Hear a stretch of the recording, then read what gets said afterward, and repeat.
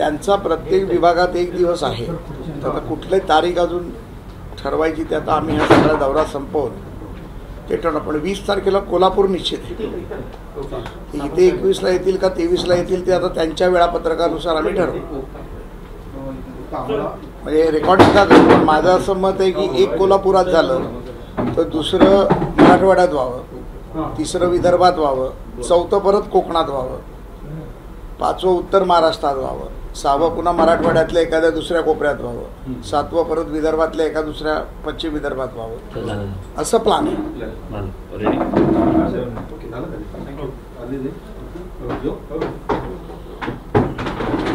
ठाकरेंच्या वाहनावर नारळ फेकणारे दिल्लीतल्या अब्दालींचे कार्यकर्ते आहेत आणि अब्दाली दिल्लीत बघून माझ्या वक्तव्यावर टीका संजय राऊतांनी केली. मला वाटतं की उंगली करायला संजय राऊताला औरंगजेब फॅन क्लबनी सांगितली होती. त्याच्यामुळे औरंगजेब फॅन क्लबनी राज ठाकरेंवरती सुपाऱ्या फेकून जी उंगली केली त्याचे पडसाद ठाण्यामध्ये शेण फेकून आणि नारळ फेकून झाले. त्यामुळे प्रथम चूक कोणी केली आणि प्रथम उंगली कोणी केली हा विषय महत्त्वाचा आहे. राज ठाकरे साहेब देखील एक या राज्याचे नेते आहेत. त्यांचे स्वतःचे पदाधिकारी आहेत, ॲग्रेसिव्ह पदाधिकारी आहेत, त्यांना मानणारा गट आहे. त्याच्यामुळे राज ठाकरेवर केलेल्या कृत्याचा त्याच्या कार्यकर्त्यांनी हल्ला केला त्याचं मी समर्थन करत नाही. परंतु ॲक्शनला रिॲक्शन ही येणारच हे संजय राऊतांनी समजून घ्यायला हवं. ॲक्शनला रिॲक्शन येणारच, 2 महिने थांबा, ॲक्शनला रिॲक्शन कशी येते पहा असं हे आरोप संजय राऊतांनी केलेला पाहायला मिळते. नाही, मला वाटतं की संजय राऊत सारख्या भुक्कड माणसावरती पत्रकार परिषद फार वेळ चर्चा करायला नको. संजय राऊत काय बोलतो त्याला फार जास्त आम्ही महत्त्व देत नाही. कारण संजय राऊताचं महत्त्व स्वतःच त्यांनी त्याच्या नेत्याचं दिल्ली तख्तावर नेऊन कमी केलेलं. ज्या उद्धव ठाकरेंना घालिक लोटांगण वंदीनं चरण करायसाठी सोनिया गांधीकडे, राहुल गांधीकडे, प्रियांका गांधीकडे, केजरीवालच्या घरी जावं लागतं. ज्या मातोश्रीचा एक वेळ दरारा होता की कैलासवासी शिवसेना प्रमुखांसाठी या देशातले नेते त्यांच्याकडे येऊन त्यांचा आशीर्वाद घेत होते, त्यांच्या सुपुत्राला आज दिल्ली दरबारी जाऊन 3-3 दिवस राहावं लागतंय. आणि हे कोणामुळे घडतंय तर हे संजय राऊतामुळे घडतंय. त्यामुळे संजय राऊतांनी जी शिवसेनेची पद घालवली, ज्या संजय राऊतांनी उद्धव ठाकरेला घालिंग लोटांगण करायला लावलं, त्या संजय राऊतावरती फार वेळ बोलणं मला वाटतं योग्य नाही. तू राशील मी तरी राहीन ते आव्हान उद्धव ठाकरेंनी दिलेलं पाहायला मिळते आणि महाराष्ट्र लुटणाऱ्या गद्दारांना धडा शिकवलं जाईल असं उद्धव ठाकरे म्हणाले. ते तू राशील मी राहीन याच्यावरती मी मागे उत्तर दिलं होतं. त्यांनी ज्या वेळेला माननीय देवेंद्रजींवरती अशा प्रकारचा हल्ला केला त्यावेळेला त्यांना मी सांगितलं होतं की हिंमत असेल तर पहिलं आमच्याशी निस्तारा, नंतर मग देवेंद्रजींपर्यंत जायची तुम्ही विचार करा. देवेंद्र फडणवीस हे राज्यातले देशातले सुशिक्षित नेतृत्व आहे. ज्यांना जनता, प्रशासन, राज्यातलं नेतृत्व, देशातलं नेतृत्व एक सन्मानाने पाहतं. एक सुशिक्षित वर्ग, सर्वसामान्य कष्टकरी, शेतकरी, महिला, कामगार हे एका आशेने पाहतं आणि राज्याच्या नेतृत्वाकडे पाहत असताना हे राज्य पुढे नेण्यामध्ये कोणाची क्षमता असेल तर ती देवेंद्र फडणवीसांमध्ये. त्यामुळे 2.5 वर्षात 2.5 दिवस देखील जे मंत्रालयात गेले नाहीत त्यांनी देवेंद्र फडणवीसांना तू राशील का मी राशील हे बोलण्याची भाषा करू नये. ऑक्टोबर-नोव्हेंबरच्या निवडणुकानंतर कोण या राज्यात सत्तेवर राहील आणि कोण राहणार नाही हे दाखवण्याचा अधिकार या राज्यातील जनतेला आहे. त्यामुळे जनतेचे अधिकार जसे काही स्वतःला बेलपत्रातनं दिले आहेत ही भावना उद्धव ठाकरेंनी स्वतःला ठेवू नये. तर ठाण्याचे लोक भरपूर चित्रपट काढतात असं पण म्हणाले. मला चित्रपट काढायचा नमक हराम नाही, मला वाटतं की तो त्यांनी काढलाच पाहिजे.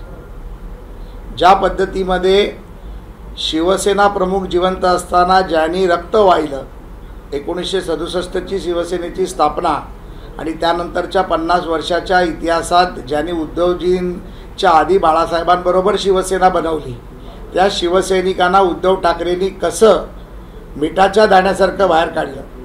ज्या शिवसैनिकांनी रक्ताचं पाणी करून शिवसेनेचे लोकप्रतिनिधी निवडून आणले, मग त्याच्यामध्ये वामनराव महाडिक असतील, छगन भुजबळ असतील, रमेश प्रभू असतील, चंदू वाईरकर असतील, अशी अनेक नावं घेता येतील जी नावं कदाचित तुम्हाला माहीत देखील नसतील. त्यांना कसं उद्धव ठाकरेंनी बाहेर काढलं. स्वतःला त्रास म्हणून नारायण राणेंना कसं फेकलं, स्वतःला त्रास म्हणून राज ठाकरेला शिवसेनेच्या बाहेर कसं फेकलं. आणि शिवसेनेचा नमक हराम कोण असेल तर तो स्वतः उद्धव ठाकरे आहे. त्यामुळे मला वाटतं त्यांनी स्वतःवर पिक्चर काढला पाहिजे. काढायसाठी जर कुठलं गरज भासत असेल तर त्याला प्रोड्युसर म्हणून मी तयार आहे. हिडनबर्ग संदर्भातला एक रिपोर्ट आलेला आहे. अदानींचे संबंध सीबीच्या प्रमुखांशी आहेत असं ते म्हटलेलं आहे. त्यामुळे अदानी या सगळ्या गोष्टी असल्यामुळे 18 महिन्यात कुठलीही कारवाई झालेली नाही. मला वाटतं की हिडनबर्ग हा विषय लंडनमधला युरोपमधला आहे. तिकडच्या उच्च न्यायालयाने तिकडच्या जे काही ज्येष्ठ न्यायालय आहे त्यांनी त्या बाबतीतली क्लीन चिट अदानीला देखील दिलेली आहे आणि हिडनबर्गचं संपूर्ण प्रकरण फेक होतं अशा प्रकारची बातमी देखील यामध्ये मी वाचली होती. आणि जो राहिला प्रश्न सेबीचा, सेबीवरती आरोप करत असताना नेतृत्वाने एक गोष्टीचा विचार केला पाहिजे. सेबी ही संस्था अशी आहे जी भारताची अर्थव्यवस्था सांभाळते आणि त्याची प्रमुख म्हणून जी व्यक्ती महिला काम करते तिची स्वतःची एक इंटिग्रिटी आहे. या भारतीय शेअर बाजाराला जगामध्ये वर नेण्याचं काम जर कोणी केलं असेल तर ते सेबीने केलं आणि त्याच्यामध्ये त्या महिलेचं योगदान फार मोठं आहे.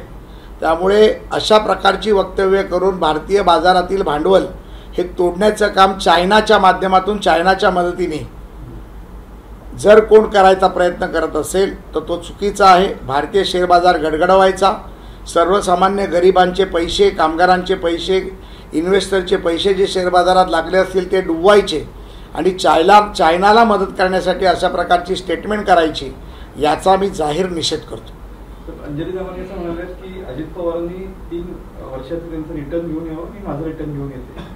दोघांचा समोरासमोर फैसला होईल. मला वाटतं की अंजलीताईंचा आणि अजितदादांचा हा विषय मागील 7 ते 10 वर्षापासून मी देखील टीव्हीच्या माध्यमातून ऐकतोय.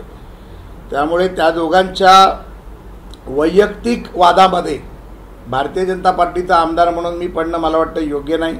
त्याचं उत्तर अजितदादाचे प्रवक्ते देतील. सर, मागच्या काही दिवसांमध्ये सर्वपक्षीय राजकारणी म्हणजे आत्ता जे काय याच्यामध्ये घडलं, कुठे संभाजीनगरमध्ये घडलं, ठाण्यात घडलं किंवा टीका करताना पातळी सोडली जाते किंवा एकेरी उल्लेख, म्हणजे ही राज्याची मुळात संस्कृती नाही आहे. सो कुठंतरी तुम्ही यासाठी इनिशिएटिव्ह घेऊन किंवा तुम्हाला असं वाटत नाही की हे सगळं अयोग्य चाललंय, राज्यासमोर नवीन जी लोक राजकारणात येणार आहेत त्यांच्यासमोर एक वेगळा मेसेज जातोय, पातळी खालावते सध्या? माझ्यासारख्या कार्यकर्त्याला तुम्ही विचाराल तर हे सर्व होत असताना मानसिक आणि शारीरिक त्रास ह्या माझ्यासारख्या कार्यकर्त्याला देखील होतो. एक सुशिक्षित कार्यकर्ता म्हणून, ज्यांनी मॅनेजमेंटचं पदवी घेतलेला विद्यार्थी म्हणून त्याच्यानंतर मी राजकारणात आलो, अशा प्रकारची पातळी कधीही सोडली गेली नाही. हा खरा विषय 2 मिनिटाच्या टिकटॉकचा नाही आहे, तर हा विषय चर्चेचा आहे. आपल्या चॅनलनी जर चर्चेला बोलवलं तर याच्यावर अर्धा तास चर्चा होऊ शकते. पातळी घसरण्याचं प्रकरण सुरू कोणी केलं तर ते संजय राऊतांनी सुरू केलं. अरेला कारेची भाषा, वाईट अपशब्द वापरणं, त्यानंतर माझ्यावरती 2 वेळा हा प्रकार घडला, ज्याच्यामध्ये सन्माननीय राज्याचे विरोधी पक्षनेते विधान परिषदेचे अंबादास दानवेंनी भर सभागृहात मला आई बहिणीवरनं शिव्या दिल्या. कारण काय होतं तर ज्या राहुल गांधी साहेबांनी लोकसभेमध्ये हिंदू हिंसक आहेत म्हटलं, त्या हिंदू हिंसक या शब्दाला तुमचा पाठिंबा आहे की नाही हा शब्द फक्त मी विचारला. तुमचं हो असेल तर हो म्हणा, नाही असेल तर निषेध करा. त्याच्यावर त्यांनी मला सभागृहात उभं राहून आई बहिणीवरनं शिव्या दिल्या. या चॅनलनी पाहिल्या, लोकांनी पाहिल्या, महाराष्ट्राने पाहिल्या. मी तेव्हा देखील संस्कृती न सोडता, कारण आमच्या आईवडिलांची संस्कृती आहे, आमच्या पक्षाची शिकवण आहे आणि ज्या आमच्या पक्षाला ज्याचं वलय आहे त्या राष्ट्रीय स्वयंसेवक संघाची मला शिकवण असल्यामुळे मी माझी पातळी न सोडता मी मुख गिळून गप्प बसलो. आणि परंतु या राज्यघटनेला परमपूज्य डॉक्टर बाबासाहेब आंबेडकरांचे आशीर्वाद आहे. राज्यघटनेने दिलेल्या अधिकारामध्ये या देशामध्ये विरोधी पक्षनेता सभागृहातून सस्पेंड होतो, ही देशामध्ये पहिल्यांदा घटना घडली आणि 5 दिवसाची त्यांना सस्पेन्शन दिलं गेलं. त्यानंतर त्यांनी माफीनामा दिला आणि मग त्यांना 3 दिवसांचं त्यांचं सस्पेन्शन मीच स्वतः सभागृहात निवेदन करून रिवोक केलं. कारण राज्याचा अर्थसंकल्प जनतेसमोर येणं जरुरी होतं. मी माझ्या मनावरती दगड ठेवून माझं दुःख पचवून मी त्यांना माफ केलं. त्यानंतर मनोजदादा जरांगे पाटलांच्या बाबतीत जेव्हा त्यांनी आरोप केल्यानंतर मी बोललो तेव्हा त्या मनोजदादा जरांगे पाटलांनी देखील माझ्याबद्दल अपशब्द, घाणेरडे शब्द वापरले. ज्या माझ्या आईला देहांत होऊन 27 वर्ष झाली त्या आईच्या नावाने शिव्या देण्याचं काम या दोन्ही पापी लोकांनी केलं. त्याच्यानंतर देखील मनोजदादाला मी कुठल्याही वाईट शब्दात उत्तर दिलं नाही. माझं म्हणणं होतं की त्यांनी चर्चेला यावं. त्यामुळे अशा पद्धतीतली पातळी घसरत जात असताना उद्धव ठाकरे देखील त्यामध्ये सहभागी आहेत. त्यामुळे मला वाटतं की शरद पवारांसारखं ज्येष्ठ नेतृत्व या राज्यामध्ये आजही आहे. आम्ही विरोधात असलो तरी सर्वच, मग एकनाथ शिंदे असतील, देवेंद्र फडणवीस असतील, अजितदादा असतील, आमच्यासारखे कार्यकर्ते असतील, हे पवारांचा सन्मान करतात. राजकीय वाद, राजकीय विरोध आमचा असू शकतो, परंतु साहेबांसारख्या नेतृत्वाने पुढाकार घेऊन यामध्ये ज्येष्ठ काही नेते पृथ्वीराज बाबा चव्हाण असतील आणि अनेक काही नेते जे आहेत त्यांनी पुढाकार घेऊन या अशा प्रकारच्या प्रवृत्तींना आळा घालण्याचं काम केलं पाहिजे. आणि या राज्याची राजकारणाची संस्कृती, ज्या राज्याच्या राजकारणाला एक फार मोठं वलय, म्हणजे असं म्हणतात की दिल्लीचाही तख्त राखतो महाराष्ट्र माझा. दिल्लीला जेव्हा जेव्हा त्रास होतो तेव्हा तेव्हा महाराष्ट्र उभा राहतो. त्या महाराष्ट्रामध्ये अशा प्रकारची संस्कृती आणि वाक्यप्रचार आणि जर टीका होणार असेल तर मला वाटतं पुढच्या पिढीसाठी ते खेदजनक आहे आणि आम्हाला देखील याचं दुःख होतं. जरांगे पाटलांची एकंदरीत जर शांतता रॅली बघितली पूर्ण मराठवाडा, विदर्भ आणि पश्चिम महाराष्ट्रामध्ये, आज तुमची पुण्यामध्ये रॅली आहे, काल स्वतः व्यासपीठावरती ते भाषण करताना पोहोचवलं, सगळ्या कसं बघताय सगळ्या गोष्टीकडे? मला वाटतं की त्यांच्या रॅलीला आमचा विरोध नाही. मराठा आरक्षणात त्यांचा विषय आहे, त्या आरक्षणाच्या विषयाला आमचा पाठिंबा आहे. पण ज्या प्रकारामध्ये जरांगे पाटलांची राजकीय नौटंकी चालू आहे ती नौटंकी त्यांनी बंद केली पाहिजे. एक प्रकारे सिंगल पॉईंट अजेंडा हा शरद पवार, उद्धव ठाकरे आणि महाविकास आघाडीचा. माझं म्हणणं आहे की त्यांनी स्पष्टपणे मग सरळ महाविकास आघाडीचा एक घटक पक्ष म्हणून जॉईन व्हावं आणि त्यामध्ये यावं. ज्या पद्धतीचे त्यांचे आरोप आहेत की आम्हाला मिळालं नाही त्याचं उत्तर द्यावं. सातत्याने पाठपुरावा करतोय, त्यांना आवाहन करतोय, आपल्या माध्यमातून आवाहन करतोय. त्यांना मी सांगतोय की तुम्ही चर्चेला या. 2018 दिलेलं आरक्षण जर चुकीचं होतं तर ते कसं चुकीचं होतं ते सांगा. 18 आरक्षण हायकोर्टात टिकवलं ते चुकीचं होतं का बरोबर होतं ते सांगा. 19 तत्कालीन मुख्यमंत्री उद्धव ठाकरे, शरद पवार आणि या गँगनी आरक्षण सुप्रीम कोर्टात टिकवू शकले नाही. त्याला कोण जाब विचारणार आहे का? त्याबद्दल तुम्ही स्पष्टता द्या. आणि आरक्षण गेल्यानंतर EWSच्या माध्यमातून मराठा समाजाच्या मुलामुलींना शैक्षणिक असेल, आर्थिक असेल, व्यावसायिक असेल, नोकरीमध्ये असेल, जे आरक्षण EWSमध्ये 10% दिलं गेलं ते जर जरांगे पाटलांना चुकीचं वाटत असेल तर त्याच्यावर त्यांनी चर्चा करावी. परंतु फक्त आणि फक्त देवेंद्र फडणवीस आणि भारतीय जनता पार्टीला टार्गेट करून माननीय शरद पवार आणि माननीय उद्धव ठाकरेंनी माननीय महाविकास आघाडी काँग्रेसची सुपारी घेऊन जर ते जात असतील तर मला वाटतं ते अयोग्य आहे. काल त्यांना साताऱ्यामध्ये मिरगी येऊन पडले, भाषण संपल्यानंतर मिरगी आली. मला वाटतं त्यांनी त्यांच्या तब्येतीची काळजी घ्यायला पाहिजे. जनतेला कळतंय की तुम्ही कोणाच्या बोलण्यावरती कोणाला मिरगी आणण्याचा प्रयत्न करताय. सर, अग्निवीर भरती प्रक्रिया जी चालू आहे संभाजीनगरमध्ये, त्या मुलांना अग्निदिव्यातून जावं लागतं असा सत्याग्रह शेतकरी संघटनेचे अध्यक्ष कैलास पाटील यांनी आरोप केलेला आहे. कारण तिथे कुठलीही व्यवस्था मुलांची केली गेलेली नाही. राज्य सरकारने याच्यावर जर त्वरित निर्णय नाही घेतला किंवा सुधारणा केली नाही तर आम्ही आंदोलन करू असा इशारा. मला वाटतं की अशा प्रकारच्या प्रत्येक भरती प्रक्रियेत कोणा ना कोणतरी विरोधी पक्षाचा नेतृत्व नेता हा आरोप प्रत्यारोप करत असतो. आमचं ध्येय आणि धोरण हे अग्निवीर असेल, पोलीस असेल, इतर सुरक्षा बलं असतील किंवा इतर परीक्षा असतील, यामध्ये राज्यातल्या जास्तीत जास्त तरुण तरुणींना नोकरी मिळावी आहे. अग्निवीरमधल्या जर त्रुटी असतील तर तिकडच्या कलेक्टरला तात्काळ आदेश दिले गेलेले आहेत. कलेक्टर आणि डिव्हिजनल कमिशनर त्यामध्ये बघतील. ज्या पद्धतीमध्ये मराठवाड्याचं राजकारण ढवळून निघालं आणि ज्यामध्ये पोलीस दल आणि इतर प्रशासन हे अडगळीत आहे, ज्यांचे तणावात आहे, त्यामध्ये त्यांना या व्यवस्था उभ्या कराव्या लागत आहेत. मला वाटतं की अशा परिस्थितीमध्ये इतर पक्षाच्या लोकांनी देखील सोशल ॲक्टिव्हिस्टच्या माध्यमातून, संस्थांच्या माध्यमातून अशा प्रकारच्या मुलांना आपण मदत केली पाहिजे. आपण स्वतःहून पुढाकार घेतला पाहिजे. कारण राजकारणात असताना समाजकारण हा आमचा एक भाग असतो. त्यामुळे आपल्यासारख्या संस्थांनी जर पुढाकार घेऊन या मुलांची पाण्याची सोय, राहण्याची सोय, तंबूची सोय, चादरीची सोय, जेवणाची सोय ही जर केली तर राज्य सरकारबरोबर आपला देखील सहभाग त्याच्यामध्ये लागेल असं मी कैलासजींना विनंती करू इच्छितो. महायुतीची आज समन्वय बैठक होते, पण हे जरी पाहिलं तरी पण भाजप आता रत्नागिरीतील 2 जागांवर दावा करताना दिसतो. प्रत्येक पक्षाला त्याच्या निवडणुकीसाठी कार्यकर्त्यांना जिवंत ठेवण्यासाठी दावा हा करावाच लागतो.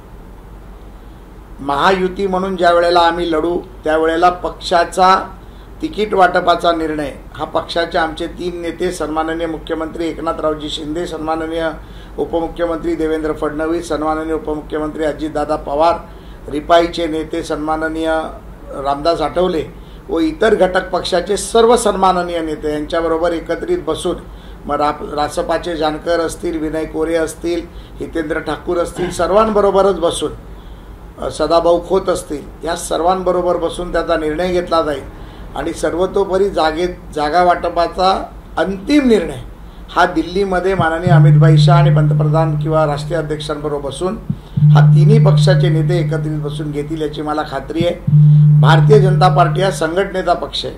संघटनेच्या माध्यमातून ज्याला कोणाला तिकीट दिली जाईल त्या तिकिटेचा सन्मान करून महायुती म्हणून आम्ही लढणार आहोत. ही पुढची निवडणूक ही भाजपा, शिवसेना, राष्ट्रवादी, रिपाई किंवा घटक पक्ष म्हणून नसून तर ही पूर्ण निवडणूक ही महायुती म्हणून आम्ही लढू. सर्व कार्यकर्ते, सर्व पदाधिकारी, काल पुण्यामध्ये बैठक झाली. आपण माझे सोशल मीडियावरती फोटोग्राफ पाहिले असतील.